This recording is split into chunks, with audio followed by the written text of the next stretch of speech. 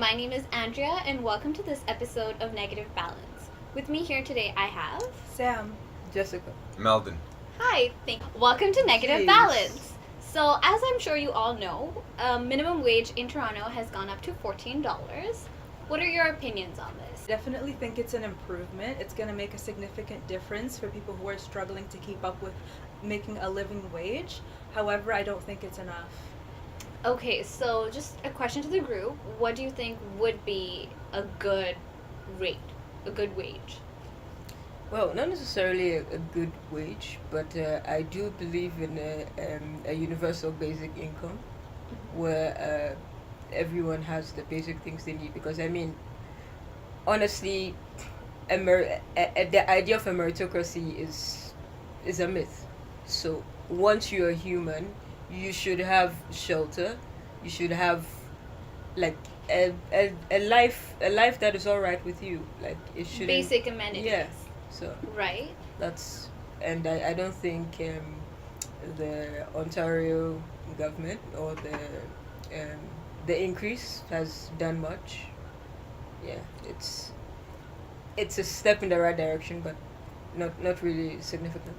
Yeah, so I kind of side with you on that. I do not support the minimum wage increase. That sounds like, pretty rough, but I'll explain myself. The minimum wage increase, what it has done is it's allowed the government to, I guess, increase its tax base, right? So that's really good for us. But at the same time, it's knocking out a lot of small businesses. It's making everyone more productive by increasing the minimum wage, which is a good thing. But once again, there's always going to be a group of workers that we support with the minimum wage, and then that might not drive up productivity, right? While other costs go up. So we should look at the minimum wage and actually run a study on it beforehand and advise the public as to what the outcomes of it would be, instead of just raising the minimum wage, because it's all a political cycle, right? Every 4 years, maybe a new government might want to come in and increase the minimum wage. They get to fund their initiatives for that cycle. So we should not just look at it as, okay, it's a good thing to raise it. We should look at 10 years down the road or 20 years down the road and see what type of services to create to substitute for that minimum wage increase. So I think minimum wage was at 11 something, right? And if it's like close to $4 by the end of next year, it'll be around 15. So instead of that, they could have put the $4 as a subsidy, and if you go and get some sort of skills training to make yourself more productive, I mean, that would go a long way. Wait, so let me get this straight. Yeah. You believe that the increase by $4 is significant enough to for you to want the workers to do more? I mean, think about the CEOs of like McDonald's and so. Look at how much they're making. Even if they should take a pay cut. They should take a pay cut if you are really concerned about the money. Yeah. And how people can compensate for a said increase. I don't know. I don't understand your point, because if like people should have a good life, Yeah. regardless. So why haven't you said anything about the CEOs? Why shouldn't the CEOs? You think people need 4 million? Yeah. And I'm sure that's even like at the lower end of the CEO pay scale. Yeah. You think people need 4 million to live? No, they don't. But then there's a $4 increase, and then you are advocating for them to be more skills and like people should work more to make up for it. I understand your stance, but the CEO pays are tied with stock gains, right? And how the public evaluates the company. So that's why they make these absurd amounts, like $4 million and things like that. It's their incentive to grow the company. But we're looking at a middle class stance with the wage increase, and when we look at that, for example, if you go to McDonald's now, there's no longer you waiting in line and getting your order taken by somebody, right? Like a physical human being. It's all being done in these machines now. So companies are going to mitigate towards fixed costs. And we need to think about that, right? The impact of that. It's going to create less jobs, because they say, okay, now that the wage rate's gone up, maybe it's cheaper for us to implement computers and these sort of fixed cost items to kind of cut those jobs away. So I don't think so it gives everyone a fair chance when you increase the minimum wage.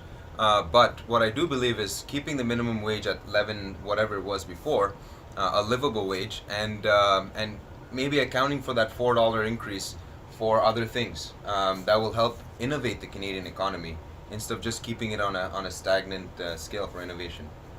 Your choice of words is very interesting. Yeah. Fair.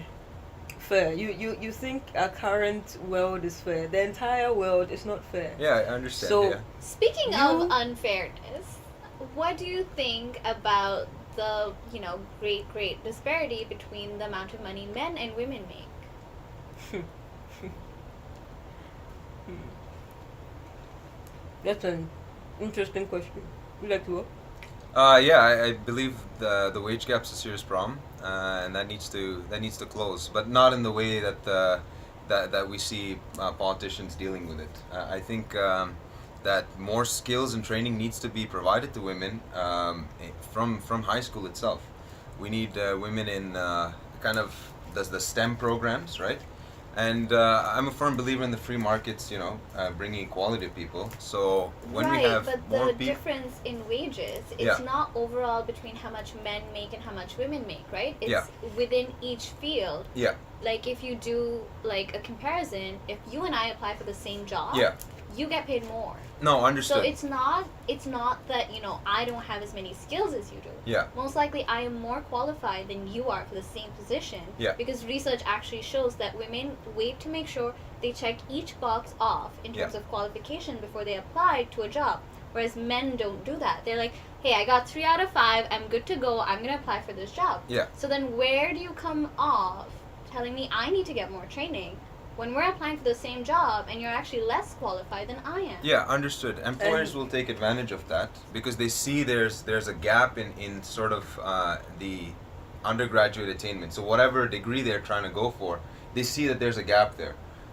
We need to close that gap from this high school stance itself and encourage more women in fields where there's less women.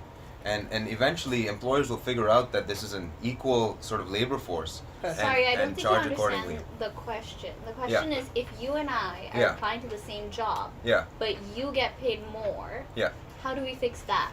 Not that the fact that there are less women in STEM. Yeah. We know that. yeah. But how do we fix you and I applying for the same job? So that's a current problem, and there's no active solution for that. Even though we try our best to change that, but we have to look long term, and making change now. You're what always will get us saying that. long term, but people have bills to pay at this present moment. You can't be telling me 10 years from now when my rent is getting increased. at Yeah. the So very what do you moment. suggest we do For to bridge the gap, to close the gap between income well, inequality? we can start. You said high school, and I don't know why you're looking. I think long term is really a thing of yours. Yes. Yeah. So, high school is actually too late Okay. to start wanting to implement certain things. It starts from even before the child is conceived. The very concepts, Yeah. our very mindset in society. Yeah. We're not ensuring that women are seen to have as much value. Yeah. Because the reason employers get away with this is because they have been conditioned from the time that they were born that women are not worth as much. Yeah. So they should be paid less. Exactly. So the conditioning should start way before high school is too late. That's no. Yeah. And I see the thing that you touched on. The most important thing is that it's the employer.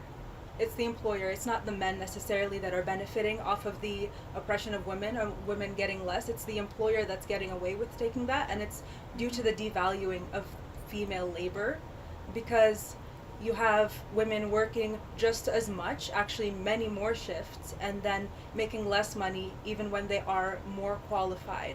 And that's a result of the devaluing of women's work, and you see that in various fields, especially in female-dominated fields. They tend to make less. Even the men in those fields tend to make less. So in a sense, the men do benefit from women, fighting for their increase in wages, because any female-dominated area is devalued necessarily. Yeah. That's a very interesting point. Do you mean fields like, nursing and teaching? Social work. Right? Exactly. Social work, where the concept of, your profession is noble. Yeah, absolutely. And there are fields that women traditionally are supposed to do these things, like, for example, nursing homes or childcare, for example. Technically, we tend to think that they should be doing that stuff in the first place, and that's why we don't tend to compensate them as much.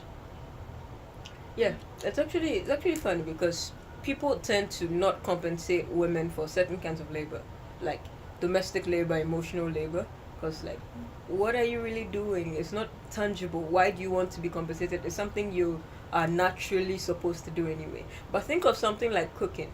When a woman cooks in a household, it's like okay, like normal. But then cooking in the professional field, you make a lot of money, and which gender traditionally cooks in the professional field? Men. Men are highly paid chefs, and yet when you translate that, I'm like, is it not the same tax that is being done? But it's like when it's suddenly um, like in the corporate world, then it's suddenly worth more. Yeah. Yeah, and I don't see. That's why I disagree. I mean, that's why I say that the gender gap cannot be fixed right now. It's because of these assumptions we make, right? We're building a gender bias by saying, okay, women are good at these roles, so they should get preference on those jobs, instead of just thinking of it as a skill-based setup. Because if you do that, you discriminate your labor force, and that's going to allow employers to marginalize women like how they are doing right now, right? Because it's from the 70s and 80s, all this stigma that men should be paid more, men are the ones, men are the single family earners. So we should avoid all the gender bias and allow equality between men and women to attain whatever fields they want to attain. And fixing that gap in high school, and the reason why I say high school is because the government can act on it. They can place certain courses. They can, And they can do equalize. that prior to high school. They can. You could do that. But what I'm saying in an irrational sense is that when you graduate from high school, you gotta, go to university and start your career. So from there, if that's like high school's the equalizing effect, that encourages women to take certain fields and encourages men also to take certain fields, just making it equal, right, with the education attainment. And that's what I believe will help close the gender gap. Again, your choice of words is interesting. You said rational. Yeah. It's I don't know, disheartening or amusing. Yeah. It's actually very, very amusing how when generally it comes to like talk on gender or bridging the gender gap, people always use rational or logical way to see things. And I'm like, even even with certain fields, you're like, oh, it's because men are naturally more logical. Yeah, we should stop or that. Yeah. more rational. Yeah. Yeah, but I Okay, let's. Do you feel like the pay gap is because of a lack of skills, or is it because of society not giving credit where credit is due? I think this was a pretty obvious question. So, I mean, society obviously has a huge role to play in how people perceive, because generally most groups that are perceived to be somewhat intellectually inferior are usually the ones that have the most degrees or make the most strides generally. Yeah.